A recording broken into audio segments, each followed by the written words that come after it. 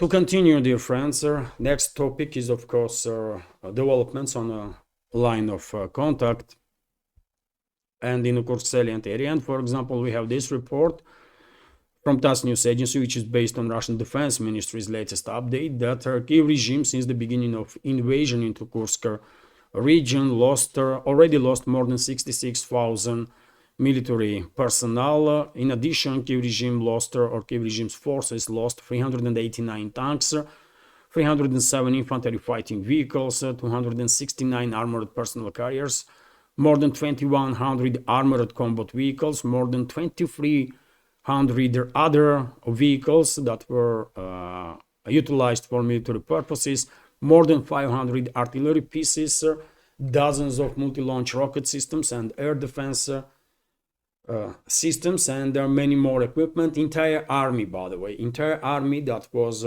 created and trained and armed by NATO with the Western weapon systems, especially to conduct this Kursk offensive, was decimated by Russian troops in the Kursk salient area. And now, obviously, we are observing final days of this Kursk incursion of the Western-backed terrorist regime of Zelensky.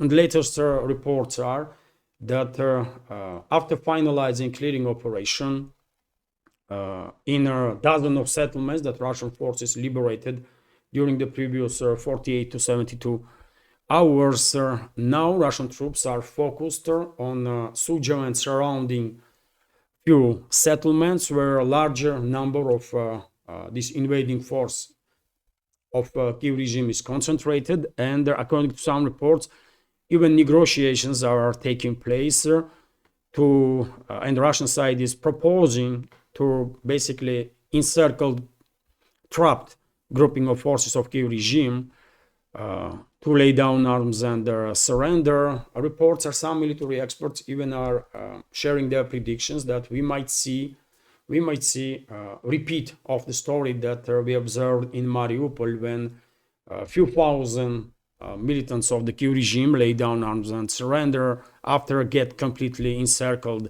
in Azovstal plant area. All right, so something similar might happen in Sudzha also in upcoming days.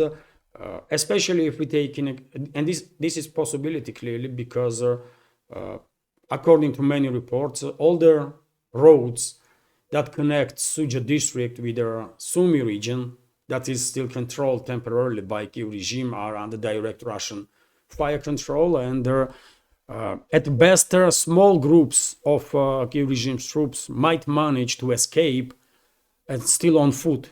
Only on foot, because roads, as I said, are under direct Russian fire control, and their columns will be destroyed if Kyiv regime's forces will try to run away with the columns. So at this point, I guess Russian side is focused to force this encircled grouping of forces of Kyiv regime to lay down arms and surrender. I don't know how longer this will take this negotiations, if reports are correct, and what kind of decision will be made by local commanders of the Kyiv regime. But I guess maximum 24 to 48 hours, and if Kyiv regime's forces are not surrendering, then we will see final operation of the Russian troops to neutralize this grouping of forces of enemy that is basically in operational encirclement right now. As I reported in previous days, dozens of settlements were liberated by Russian forces as a result of this latest offensive operation. Hello everyone, if you find this video interesting and useful, please click that like button, leave some commentary and share with your friends. If you like my work and want to support this project, you can do it through several means. All the links are on this video in the description box and in the pinned comment, including links to my Patreon and Boosty pages, where you can have access to full shows in case you are interested. Thank you.